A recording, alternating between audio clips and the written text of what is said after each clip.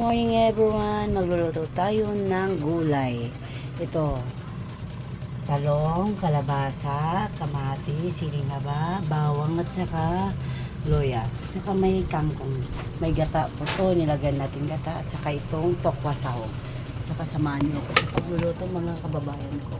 Yan, maglagay tayo ng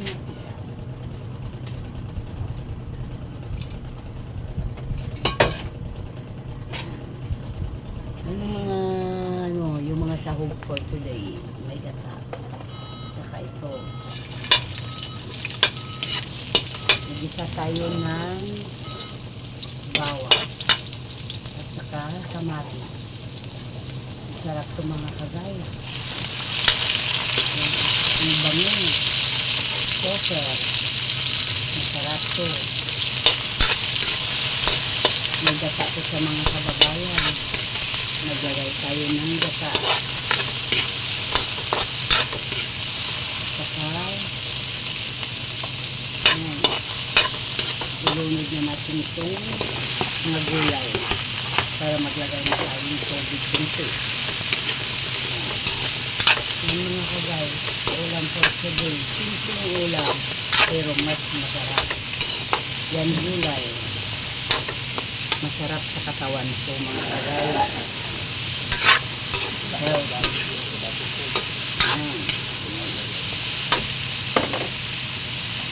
tayo ng tubig. Lagay tayo ng konting tubig na lagay.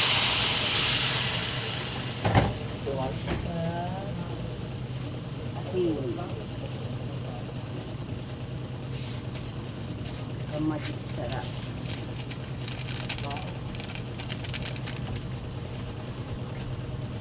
Maglagay tayo ng pamintang pino. Yung mga kababayan, maglagay tayo ng pamintang pino. Kasi maglagay tayo ng beef cubes. Yan. Maglagay tayo ng beef cubes mga kababayan. Isang beef cubes. Para masarap. Ayan. Diba nakita nyo yung ulam for today. Ulam pang tanghalian po mga guys. Kasi masarap kumain ng gulay. Araw-araw kumain tayo ng gulay para magandang katawan natin. Yan. Salang natin itong at saka tokwa. Yan tokwa mga guys. Ang sahog. Mas masarap ang tokwa. At saka maglagay tayo ng gata para maluto na siya. Yun guys ang ulam for today. Good morning sa inyong lahat mga kababayan ko dyan.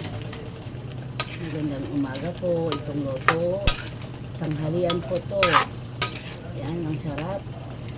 Yan takpan natin mga kababayan ko kasi parang masarap siya para maluto ang gulay.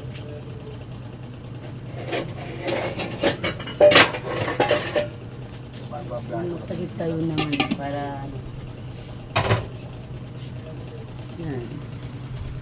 Thank you for watching. Bye bye. God bless. I love you all.